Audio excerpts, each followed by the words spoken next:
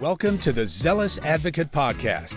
Join attorneys James Moore, Kevin Littlejohn, and Misty Blagg as they explore law, technology, and persuasive arguments. Sit back, relax, and listen to your zealous advocates. Welcome back to the Zealous Advocate Podcast. We're so happy to have you here today. I'm Misty Blagg, healthcare attorney at Shipman and Wright Law, and I have my co-host in the room, Your Kevin consistent Littlejohn. co-host in the room. He's the only one that doesn't let me down. Never would I. And we're so happy to have our guest today, Jim Roberts. Jim has been integral into setting up an entrepreneur network new here in Wilmington, and we are approaching the 10-year anniversary of the startup ecosystem here in Wilmington, North Carolina. Jim, it's wonderful to have you here today. Well, thank you. I enjoyed meeting you at the recent UNCW Mentor Network. Yeah, absolutely. So tell us, why is Wilmington unique in the fact that it's really had entrepreneurship take off recently? Well, the biggest factor is Live Oak Bank and their spin-out company, Encino, Right. and a second spin-out company called Aperture. And besides Live Oak Bank, Encino is one of the only locally started companies that had an IPO on Wall Street. And when you have an exit event like that, a successful exit event, it creates generational wealth. I think the stock went from 13 on the open and ended in the 80s. And it went from a $3 billion company to an $8 billion company in one day. Amazing. And that's real wealth. And that is not the only company. There's been some smaller wins as well. You may be familiar with George Taylor and his family of companies. Yep. He's got a company called National Speed. He was also the founder of True Colors Brewing. He had a company called Next Glass that acquired a company called Untapped, and they had an exit with a private equity company. And then a much smaller deal called Player Space. And it was a software company started by Todd John, and they were acquired by a company out of Houston. And the track record of being able to go from ideation to exit is what all entrepreneurs are trying to do. They're trying to get that big exit after 5 to 7 to 10 years of growing their company, and somebody comes in and buys them and thinks that they're going to grow it to another level. And that's why entrepreneurs get in the game. Well, that's a good point. So, I wanted to ask you, because I grew up, my parents were small business owners. I don't know that they really thought of themselves as entrepreneurs, but, they held the family business for years. Is that the difference when you really think about what an entrepreneur is and what somebody's just interested in a small business? Yeah. The difference between a mom and pop shop or a mom and pop business that's generational is very different than a scalable company that a venture capitalist is going to invest in. Again, it's a 5 to 7 year to a 10-year. If you're in the life sciences space that I know you're interested in, that could be 12 to 15 years. But it also takes a lot more money to get a life sciences company to exit. So that's really the biggest difference, is the timetable is really scrunched because the investors want to get their money in, and then they want to get their money out through an exit. So what's the role that New plays in that entire process in taking a company, I would envision, to exit? Well, we are playing the very early space. I meet with the entrepreneurs, as I say, and I'm sorry to make you laugh. My favorite saying is, you had an idea in the shower. I want to talk to you as soon as you get dressed. Right. Because there's a lot of bad things that can happen in the next 6 hours that you can really screw up a great idea. So we like those ideation stage companies, and we like to make some introductions where they meet some people that probably have some industry knowledge, and make sure that they're on the right track. That's a good once point. they're past 50 employees, it's really hard for the ecosystem to help them at this point, other than maybe give them some introductions to the media. Okay. How'd you get involved in it? How'd you get involved in this area, in this field? You went to Florida undergrad, as I saw. Is that correct? I did. I'm very proud of my Gatorade Gators. A typical Florida grad right there. Oh yeah. In the year 2000, I was selling websites in the city of Charlotte, and Charlotte's a banking town. It was not really participating in the .com growth of the 90s and the 2000s. And I was pretty frustrated. And I said, I had all these prospects, but they didn't have any money to actually buy the website so they could grow their business. And so I became the solution to my own problem. I created a monthly event on I think it was the first Tuesday of every month. And I took over a restaurant, and I had a speaker that could talk about sales or marketing or investor capital. And I knew that if I helped an entrepreneur meet an investor, and then that entrepreneur needed a website, that they were going to buy it from me. Right. And that's exactly how I got into this, is I was trying to sell more websites.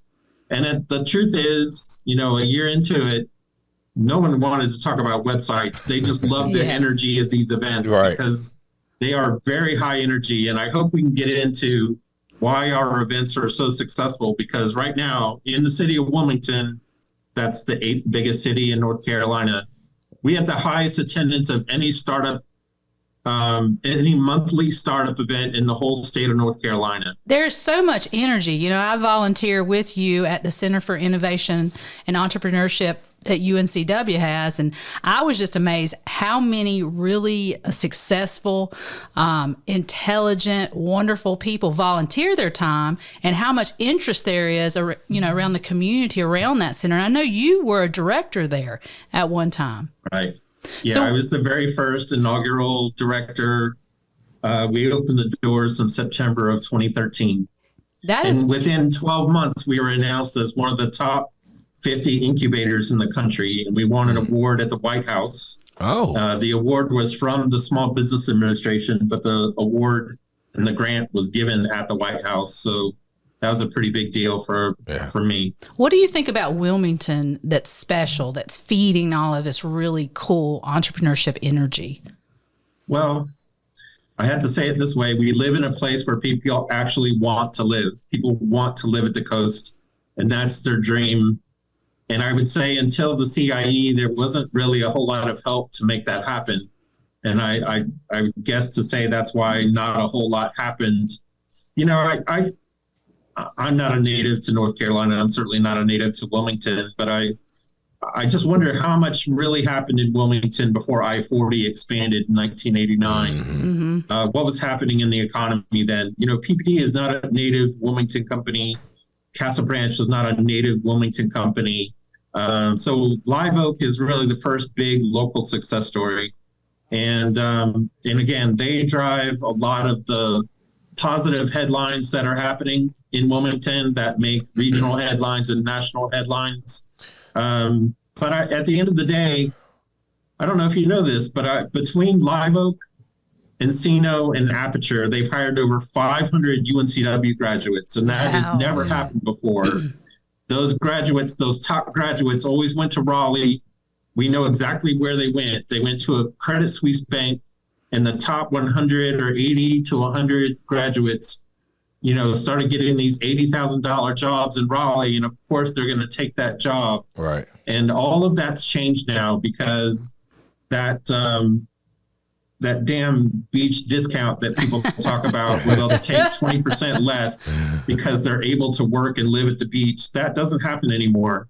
Yeah. You've got Encino that are paying really great salaries, and Aperture is paying really great salaries, and that beach discount mentality doesn't and Wilmington's really growing anymore. Because of, so I know you lead the WALE Angel network, which is really important in founding or at least providing venture capital to local startups. So when we talk a lot about framing our story and understanding as a lawyer that we have to present a persuasive story. So how do you counsel young startups in framing their story so that they do get that investment money? Well, we have a really interesting event that I'm not sure that anyone else does. We call it our Tough Love event. And what I do is I bring in 5 grumpy curmudgeons from out of town that I know from my business network. And I will pay some of these people. And for a full day, if we know that 5 of our local startups are going to go out on a road show to raise money with investors. You're not going to raise all the money you need just in Wilmington or even in North Carolina. So what we do is we put them through kind of a ringer. Is they give us a practice run of their investor presentation, and we tear it to shreds, every single slide, until we know that it's, something that's believable and authentic and something that other investors that we know would have an interest in. And that's one of the ways that we really give a lot of help to the Wilmington ecosystem, because if you only show that practice presentation to your friends and family, right, they're not gonna. Grandma's gonna love it. They're not gonna want to hurt your feelings. Yeah. And the local people who would be experts don't want to run into you at church or the restaurant and have that awkward moment where they told you that you had an ugly baby as a startup. They don't want that. They don't want that feeling. So they just be nice. And it's not important. It's not valuable for them if they're not hearing what they can do better. Right. Yeah. As lawyers, we learned how to take feedback, and sometimes it's hard, but it really does help shape you into a better lawyer. And I have to imagine that sort of presentation and opportunity helps shape these startups into just having a very good pitch. Which your story is so important, and having your theme for your story. I think that's a very common place between law and entrepreneurship. So you talked about your new events that you have monthly, and I'm going to be attending my first one here this next month. Thank you for the invite. We'll make sure you get there, Kevin, because Kevin is talking about AI, and I know how much you love it. Let me ask Kevin, in Wilmington, North Carolina, on September 13th, how many people will you think will come out to a business event at 4:00? Just a round guess of how many people you think. I'd say, I would say an event, it would be successful with 25 to 30 folks. We have 170 people registered. Really?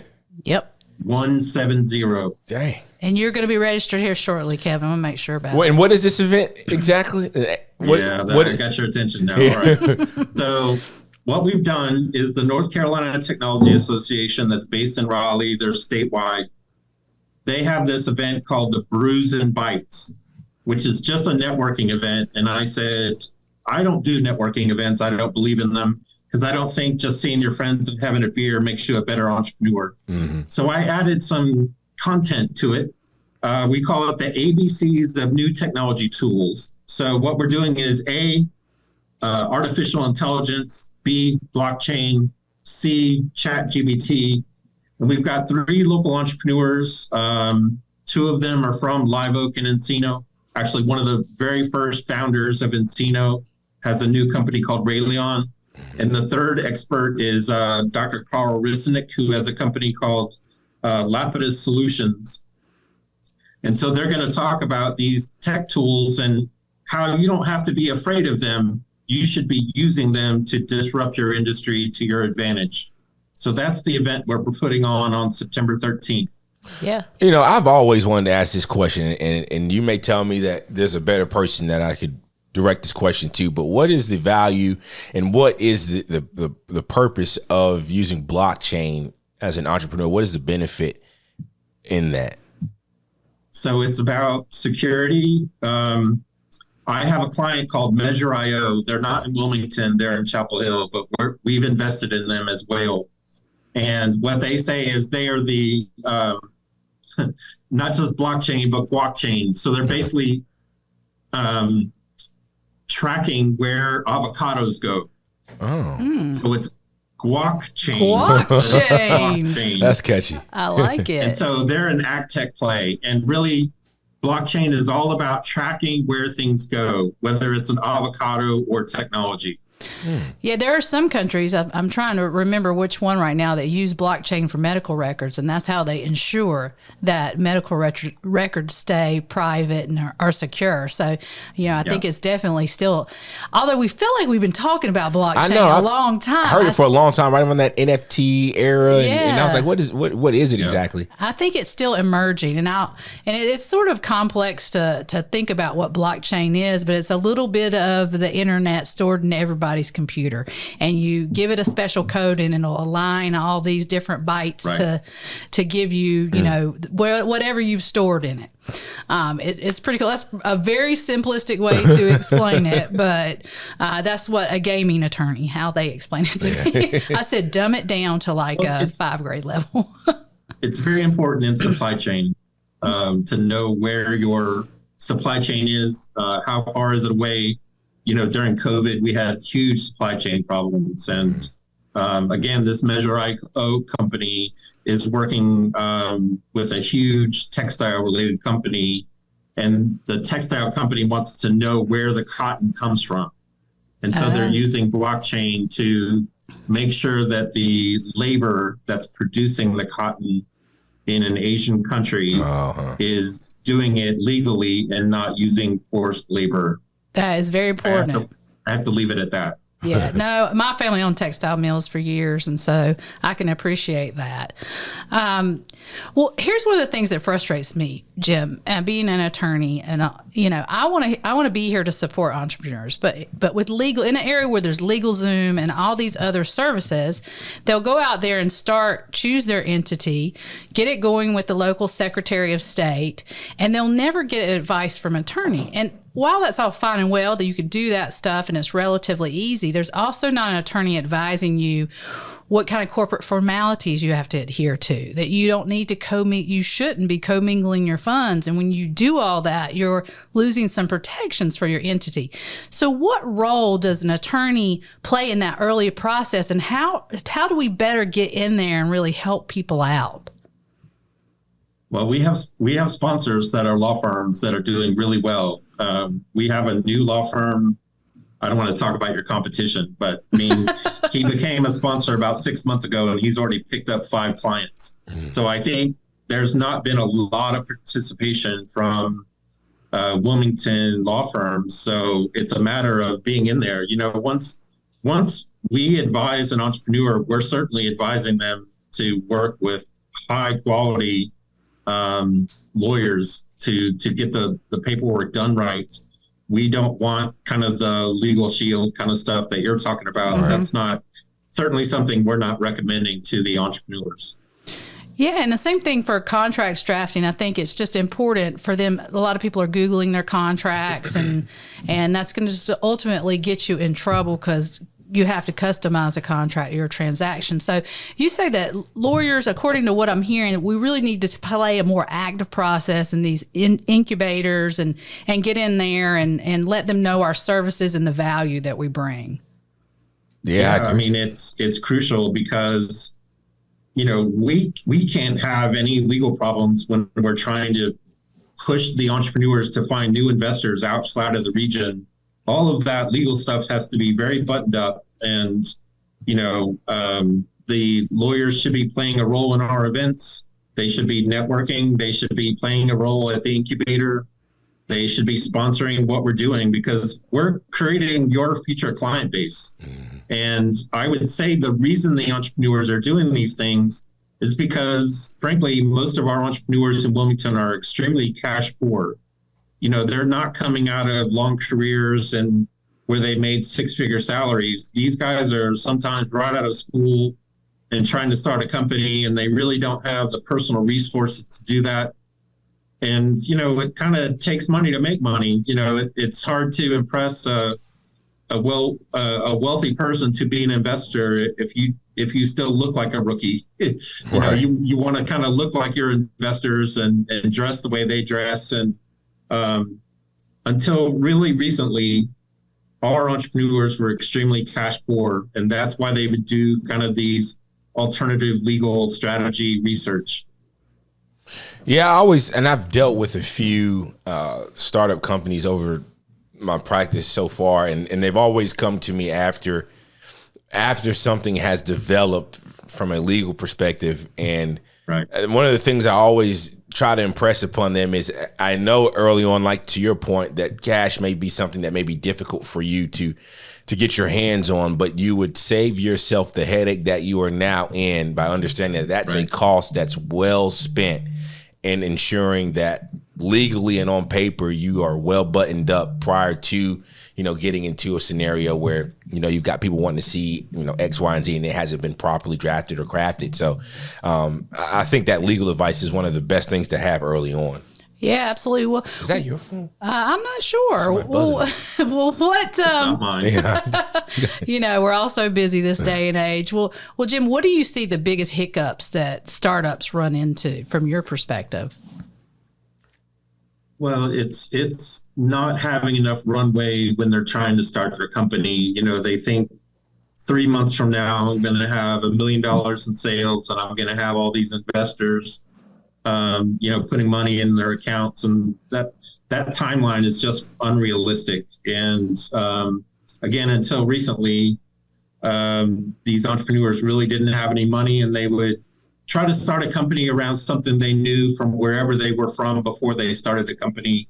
Maybe they moved to Wilmington with their life savings and coming here and trying to start a company. And it's just, things don't happen that fast. If you believe the stuff on Shark Tank, you're kind of foolish to believe that an investor makes a decision that fast. I've never watched a full episode of Shark Tank. I really don't like it, even though I love Mark Cuban. Yeah. I just despise that show because it kind of ruins, gives a false sense of hope my work as far as the expectations of how fast things move. Well, for just the ordinary person out there watching our podcast that's not heavily involved in entrepreneur networks, could you explain what the term incubator really means? Because I think, we've seen a lot of this terminology being thrown around. So what does it mean to be part of an incubator? If I can, I'll use 3 different terms. One is an incubator, a second is an accelerator, and the third is a co-working space. So in Wilmington, there are 3 different co-working spaces. There's Common Desk co-working, there's Blue Mind co-working, and then within the CIE, there is co-working as well. And co-working is basically just shared resources. So there's one printer for everyone in the space. There's open desk space where there's not necessarily doors. You don't have your own private office. It's just, you have one table and it has 6 chairs in it, and all 6 people could be from different companies. Right. It could be a lot of freelance work or remote work. An incubator is kind of, it's a co-working space, but it has more programming to it. So there are events. There's probably something like 1 Million Cups is something you would see in an incubator. 1 Million Cups is a program every Wednesday at 9 a.m. There are 1 or 2 startups. They get 6 minutes to present their company and a value proposition, and then 20 minutes of questions from the audience.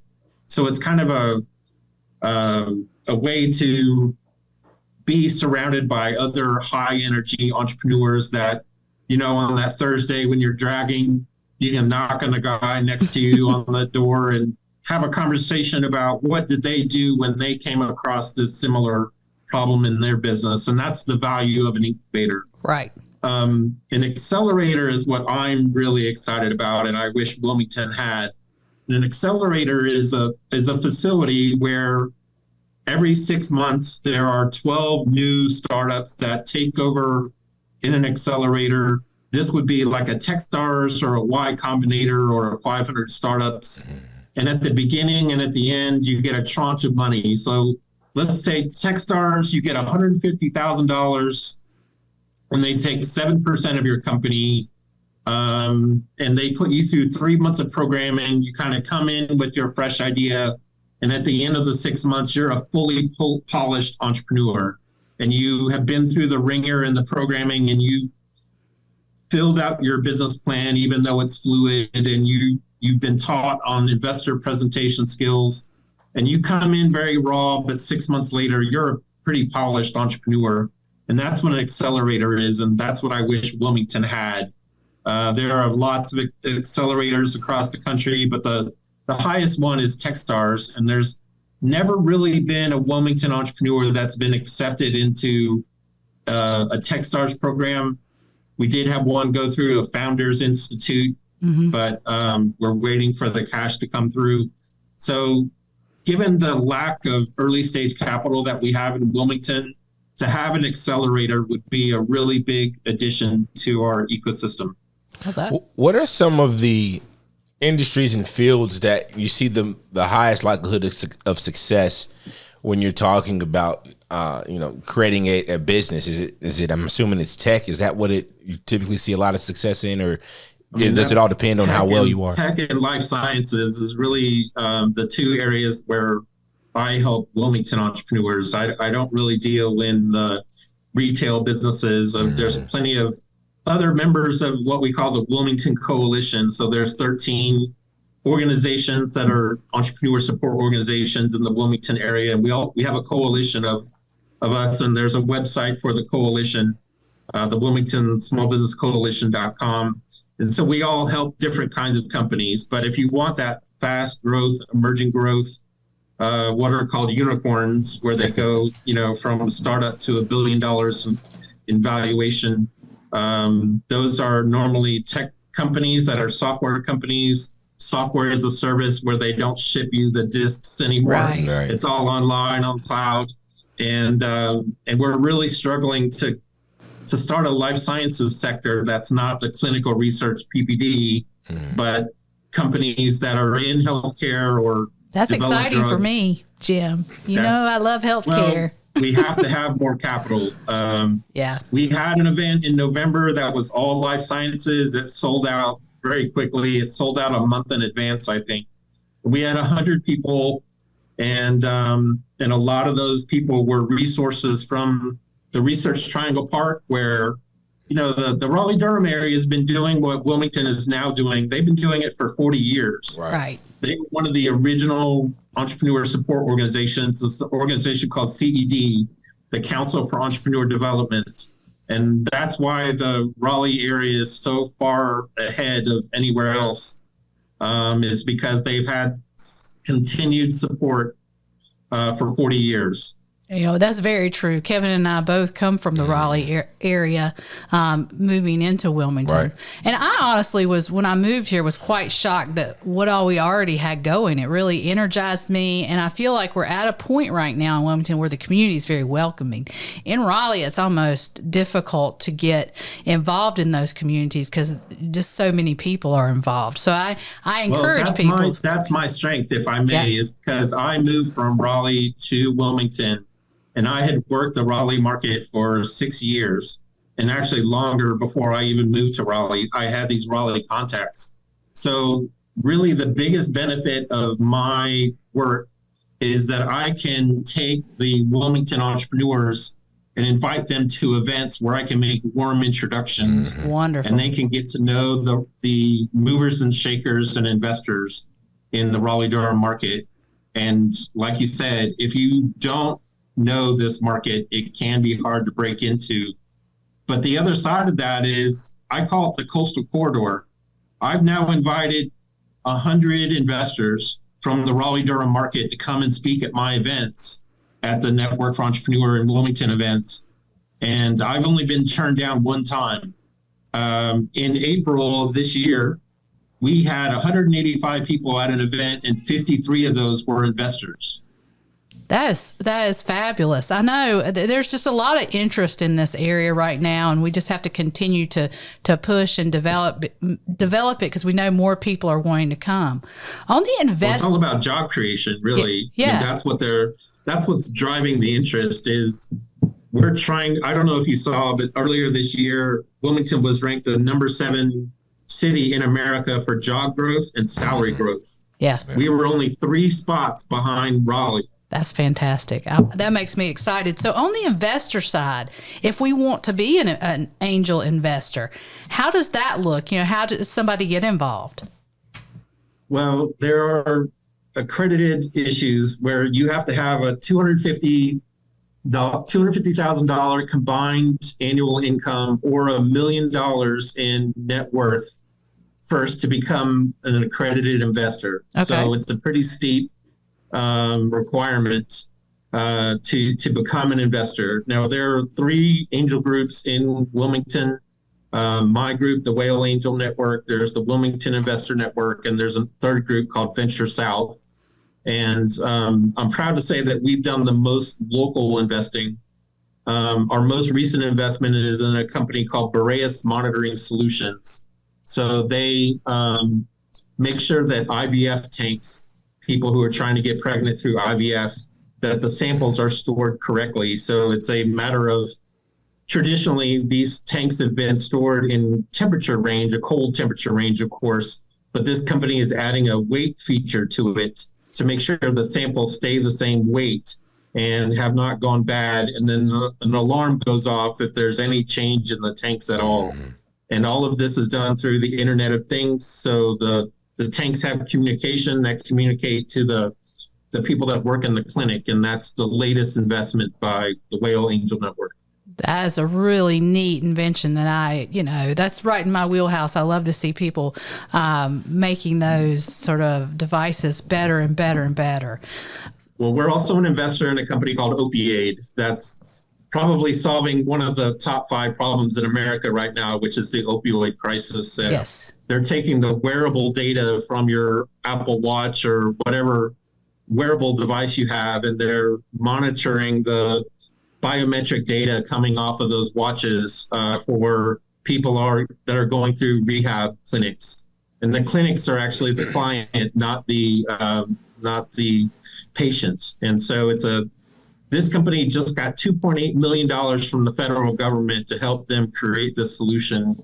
And that's one of the biggest grants in the history of Wilmington. Right. We're going to see more and more investment in remote patient monitoring as medicine moves more to value-based care, because a lot of these providers are getting, number one, they're getting incentives through value-based purchasing.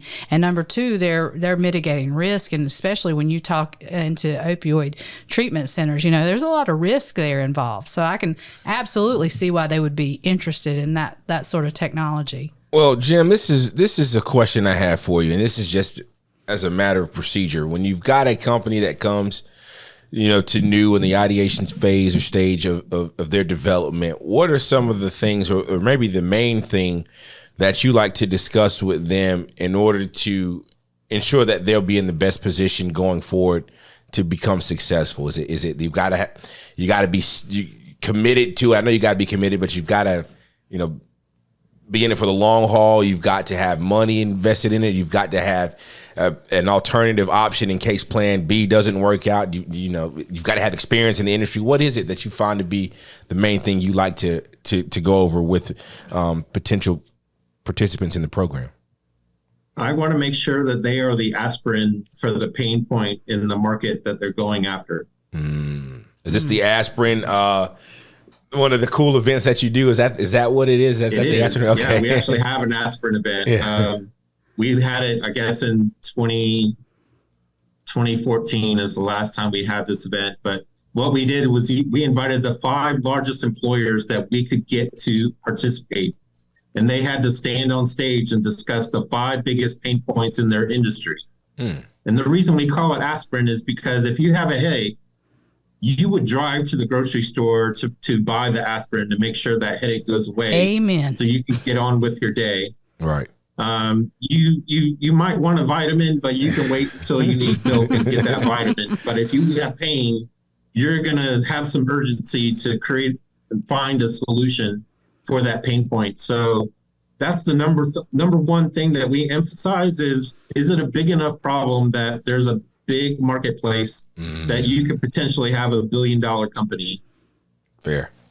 I got to start thinking of things. I really need to start figuring out what can I do from an aspirin perspective to get people behind an idea. I think that's the problem for everybody. Everybody's out there starting to think. And what I really hate the most, and you two will know, I see so many things that become successful that I'm just like, how in the world did I not think of it? Like when I saw the fidget spinner, I thought, when I saw Crocs, you know what I mean? I see a variety of things. When you saw Crocs, do you wear Crocs? No, I don't wear Crocs, but people go crazy over these kind of things. And I'm like, is that much of chance that, your product may catch the market's eye, or whatever you do may catch the industry's eye, and then boom, you're just off and running. So, I mean, I would like to try as much as I could to see what would be successful.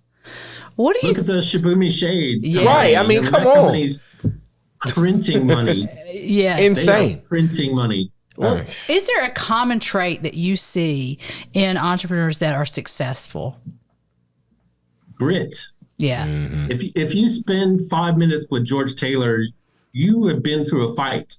He's going to fight you because he is a gritty entrepreneur. He has made his wealth. He is an extremely successful person, but you will not find a more competitive person on this planet than George Taylor.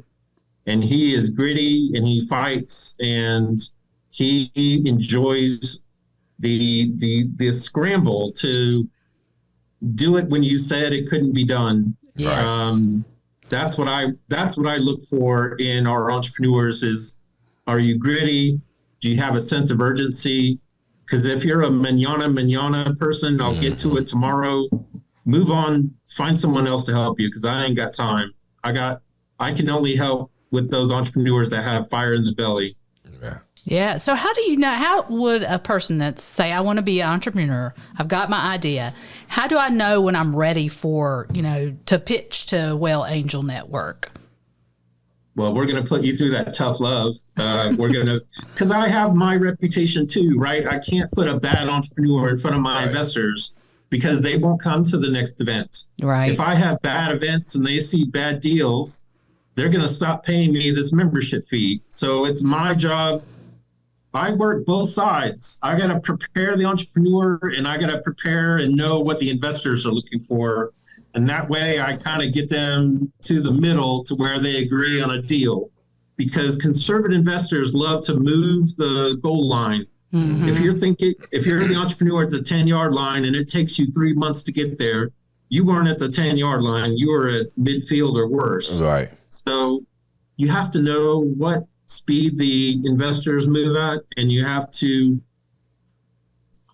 prepare the entrepreneur of what kind of fight they're in, because these investors just they just don't smile and hand over their wallet. They're going to fight you to get every advantage they can and every piece of leverage they can in the deal to protect their downside, to reduce the risk.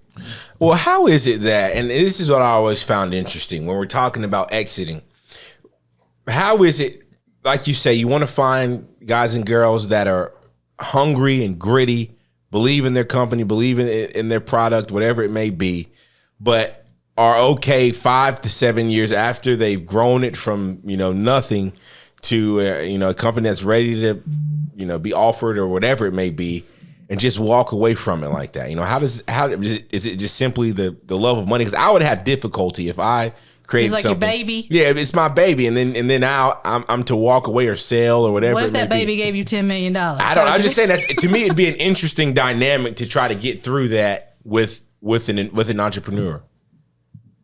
Well, there's the other way, like George Taylor does it. He's what I call a portfolio entrepreneur. He's got 5 companies going on. So if you lost one of your babies, there's 4 other babies to take care of. Or a guy like Scott Wingo in the Raleigh market, who spoke at our event in April. And he really gave like a 45-minute MBA to these 185 people that were there. And it was just, you kind of heard a pin drop in the middle of a brewery. After 3 or 4 beers, these people were silent. So he's just created, he's built a company, sold it, built another company, sold it. He's now on his 4th company. Maybe you've seen it around town. It's called Spiffy.